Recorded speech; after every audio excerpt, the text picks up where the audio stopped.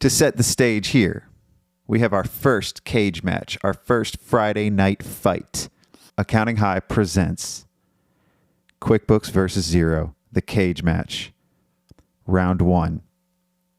In this fight night, we've got Zachary Call representing Xero in the blue shorts from Weaver Collin House, and representing QuickBooks Online, sharing the green shorts.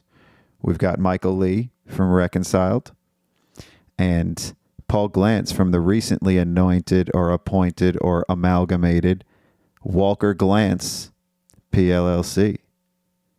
Thanks. Hope you guys enjoy our little teaser at these new Friday night fights, product comparisons.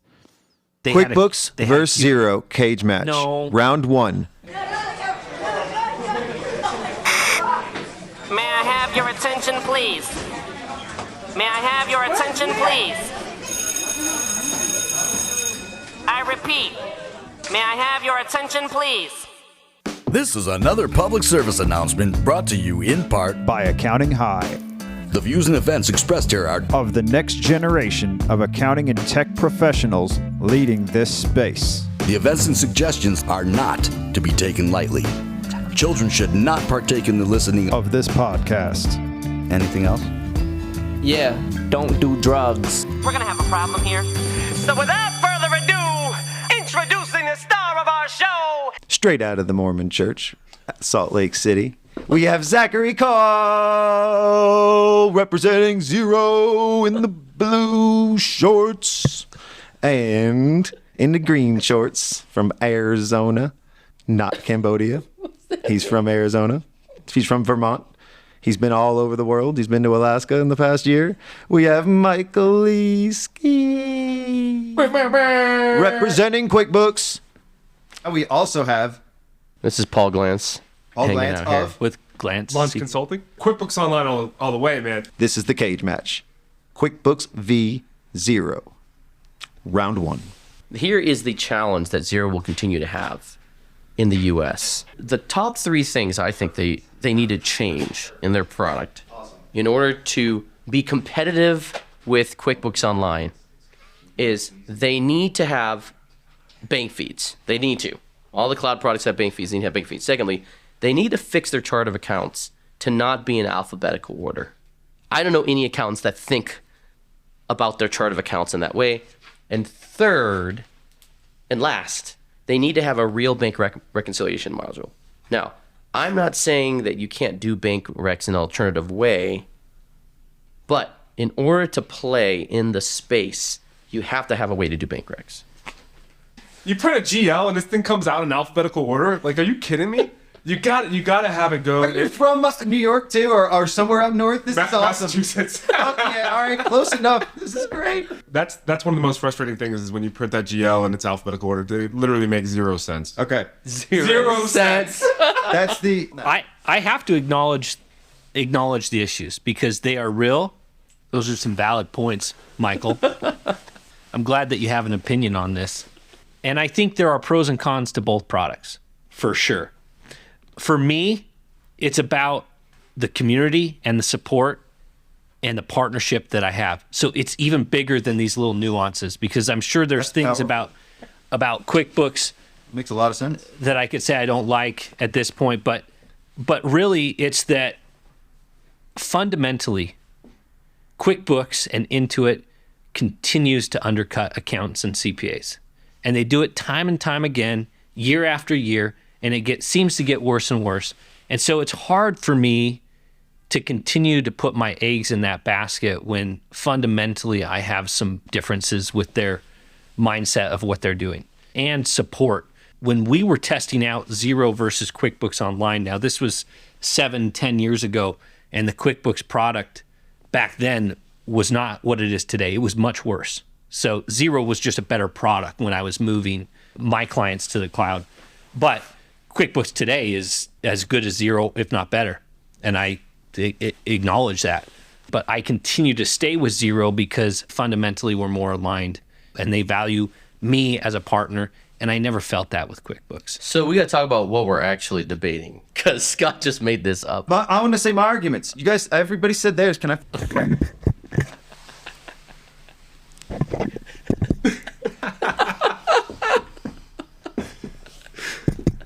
I wish we had video of this. QuickBooks is green.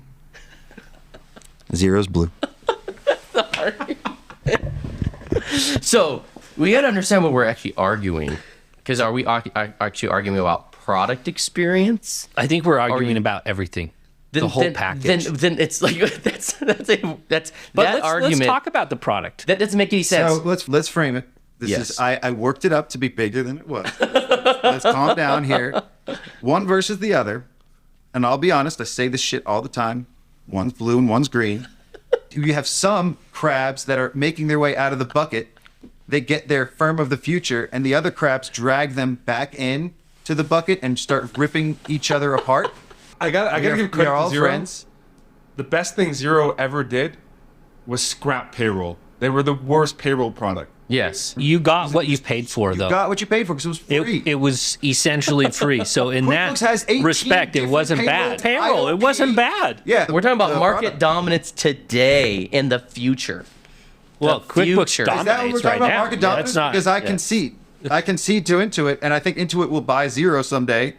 No, You know, Never. mark these Never, words. never. It doesn't. They don't need to. They have no. So they are have they no gonna need put them to. out of business? Who's going to could. buy Xero? The So then person I don't that's going to really buy care. Xero I is don't think they a will. Square or a Stripe. Yes. Here's the deal. QuickBooks is doing a lot right now. Like I know, you've got a valid argument that QuickBooks hasn't been completely transparent in pricing. They've done a lot to kind of, I guess, upset the accountant community with a lot of price increases. Especially they were planning one right during the middle of COVID. We had to kind of talk them down from it. What about Are you defending them because their you're on the direct to payroll? consumer offering? As far as QuickBooks Live, Yeah. it's a shit product. I'm not threatened by it. I don't think that a lot of CPAs are threatened by it because the product it's a low tier offering from a pricing standpoint. It attracts a certain client that is really trying to save every penny they can, and then we do mostly tax. Our firm does mostly tax, so we're dealing with a lot of different outsourced accounting teams. We're receiving a lot of the financials, and then we're obviously making tax adjustments and cleaning up the books. So if we see something from QuickBooks Live, any money that they saved using that product, they're paying it at as cleanup. much higher rates to do the cleanup. So there are probably people that are competing with QuickBooks Live. We've positioned our firm to not be the type of firm that's competing for So those. does that, like, Xero doesn't do that. But what if Xero did? What if Xero went direct to consumer and blew out accountants? What if they bought Zero accounting Live. firms? They should What set if they bought- what if shop in the Xero bought- Philippines. What if Xero Zero bought? Live. Then I'd have to compare it product versus product. Do you see a time and a place where Xero could do that? Your company could live on top of that GL from an advisory standpoint? Or do you think the product would be so subpar that any KPIs or metrics that you're measuring just they wouldn't be valid? The books wouldn't be clean enough for you to be able to do that. I think that software will improve at such a rate that crappy subpar offering will all be done automatically by AI. I agree with you. I think that's all And QuickBooks so- Online is doing, right? They're just machine learning from people doing. Except for they own the customer. And that's a big difference to me. They're the one who owns the customer. And so fundamentally, I think it's a little bit different. But They I own do the think market. It's not just the customer. They own the market right now. I just want to be clear. they are a market leader. And Yeah. I fully admit that they have some good product, and they're it's not a perfect product. In fact, I get in there for taxes. I do a lot of taxes myself at our firm, and we have a lot of QuickBooks Online clients that we don't do on a month-to-month basis, that we just see once a year. And so I get into QuickBooks and I get to mess with it a little bit and see what's going on. And there are things that I like about it. But Sure, there's a lot cleaner functionality on the year-end books review. Finding out what's been reconciled, what's not, seeing really clear visibility on that. The reclass tool. I mean, Find and recode. yes. shit's on find and recode, dude. Are you kidding me? Xero is so much better on Find and Recode. No I way. pull up QuickBooks Online for reclass is pretty good, right? reclass, and it's like the boxes, you have to check them, and then it's like the next line down that it's the actual They fixed that. transaction.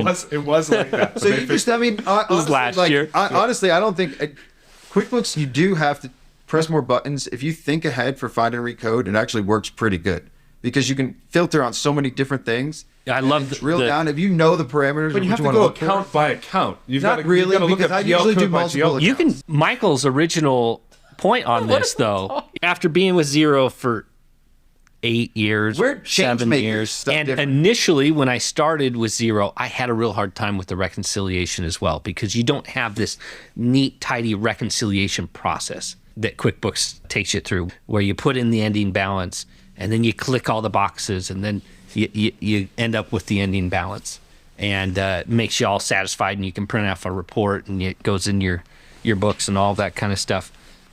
There's something satisfying about that, and accountants struggle with not having that. But after you understand Xero and you just check the ending bank balance, not the balance in Xero, what Xero calculates as the ending bank balance, and you match that up with the bank statement, then all you have to do is reconcile. And they built a report. It's the reconciliation report. It looks exactly, or it doesn't look exactly like QuickBooks, but it's the similar it's principle. actually really good. And then we have the next argument was chart of accounts. Hey, one good thing about the chart of accounts being in alphabetical order is it kind of matches up with the tax return, because tax return goes taxes. A lot of that tax return is alphabetical order. Do you do U.S. taxes? Yeah, let's look it up. My guy, dude, when you review a tax return, like you would review it like Income statement. yeah, like you would go from Literally, income. I guess we use Income a statement. trial. I'll be honest, half of my team uses Xero's classic reports. They're old reports. No, they don't. They do. Yeah, but when you print the GL, I guess when we review tax returns, when I review a tax return, I review the GL. you So review the whole GL. I review the whole GL. Oh, So when I print the GL, and this is in alphabetical order, it makes no sense, right? Because I'm looking at, Schedule Yeah. L, right? And I'm looking at Schedule L, and I'm gonna be like, So you can't I'm put it with in you there. order of accounts. you can't put it in. You can't change it to order of accounts. You can now. can you now? Oh yeah. I'm uneducated in the product. I just know that when I print the GL, It's okay.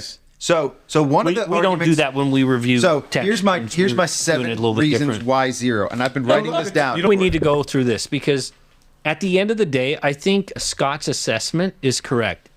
One's blue and one's green. You can succeed with either. Which color do you like? Okay. And it's not about, and I don't mean color, I mean this legitimately. There are things to like about QuickBooks. There are things to like about Xero. If you like what QuickBooks offers and it works for your firm, that's going to be a great choice for you. And if you like Xero and what it has to offer, then you'll choose Xero. That wasn't the point of the conversation. There was. I like that. I like that. What? Who are the firms that win? Is it the firm that picks one platform and goes all in on it, or is it the firm that's able to adopt? I think if you really want to succeed at the highest level, you're going to do both. But Yes. I think You're going to do both, but you're going to have teams So for dedicated us- to Xero and dedicated to QuickBooks. our So you have tax pods. clients can be on any software they want. They could be on QuickBooks Online. They can be on Xero. Right, because you just get their trial balance. Yeah. But when a new client comes to me and they want a full service accounting option, which is the direction we're going in our firm, we're going to put them on Xero. And if they say something like, "Oh, we're used to QuickBooks," or "We like QuickBooks," usually I'll use an argument that they're used to. Let's say they're a mechanic, and I'll say, when your customer comes in and gets mechanical work done, do you care if they're using, I don't know, the blue branded tools versus the red branded tools, right? Milwaukee or Right. whatever else? No, I use the I tools do. I like. I would hire the one that used blue. So that I question. wouldn't know, but Xero if is the tool we use, and I never get pushback on it. Yeah. Just So I you'll just go say through a this is conversion. the tool.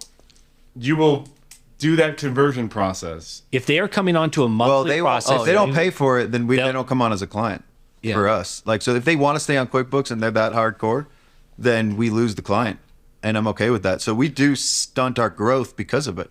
I got to say, I've never On lost purpose. a client, a monthly client. I don't just lose them after they become a drinking client. You coffee never when leave. you're a Because child. You stunt your if growth. you're serving the client at a level that they're satisfied with, did drink if you're coffee. adding value to them, Doesn't what do matter. they care? They They don't don't you're care right. whether you're using You're Xero right. or QuickBooks. And that's what I want as a firm owner. I want to be able to own that customer. I want the relationship between me and them to be the most important thing, not what tool I use. We happen to use Xero. You happen to use QuickBooks. I think either's great.